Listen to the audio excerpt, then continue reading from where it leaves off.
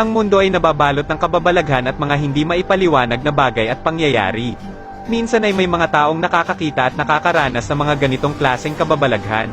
Halika't panoorin natin ang mga misteryo at kababalaghan sa mundo na nakuhanan sa kamera.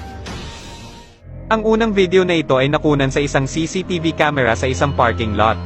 Makikitang may isang paparating na kotse upang magparking sa lugar na ito. Sa hindi inaasahang pangyayari ay may biglang lumitaw na maliit na bilog na ilaw at habang tumatagal ay papalaki ng papalaki ito.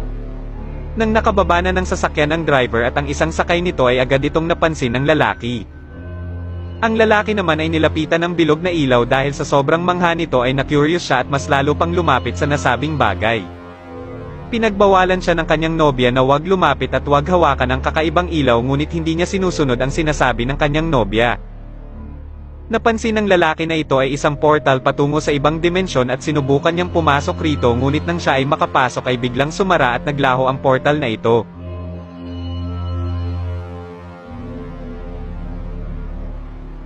Lalong natakot ang kanyang nobya at ito ay tumakbo papalayo at humingi ng saklolo. Pagbalik ng kanyang nobya kasama ang dalawang hiningan niya ng saklolo ay tuluyan ng naglaho ang portal kasama ang kanyang nobyo. Pilit niyang ipinapaliwanag sa dalawa ang nangyari ngunit dahil sa hindi nila ito nakita ay nahihirapan silang intindihin ang sinasabi ng babae at inakala pa nila na ito ay nababaliw. Ang pangalawang video nating ito ay nakunan sa bansang France. Kinukuhanan ng video ng mga tao ang isang puting kotse at ang isang puno. Ngunit bakit kaya dinagsa ito ng mga tao? Kung papanoorin mabuti ang video ay mayroon palang malaking puno sa loob ng isang kotse na nakaparada sa kalsadang ito.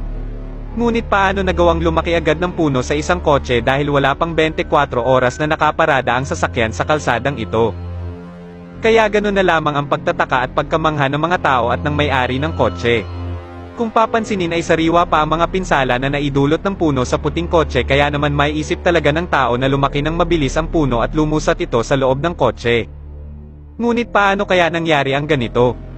Lumaki nga ba talaga ng mabilis ang puno sa loob lamang ng 24 oras? O baka naman nakatsyempo ng wormhole ang kotse at aksidenteng nag-teleport at biglang napunta sa lugar kung saan nakatanim ang puno? Ano sa tingin mo ang totoong nangyari sa puno at sa puting kotse na ito? Ang pangatlong video nating ito ay tungkol sa isang puting ibon na talaga namang agaw pansin sa mga tao na napapadaan sa kalsada. Ngunit bakit nga ba nila ito tinitignan? Kung papanoorin mabuti ang video ay ang ibon pala na ito ay nakapagtatakang nakasteady lamang sa ere. Hindi ito gumagalaw na para bang nag-error at naghangang isang computer. Nakakapagtaka nga naman ang ganitong klaseng pangyayari.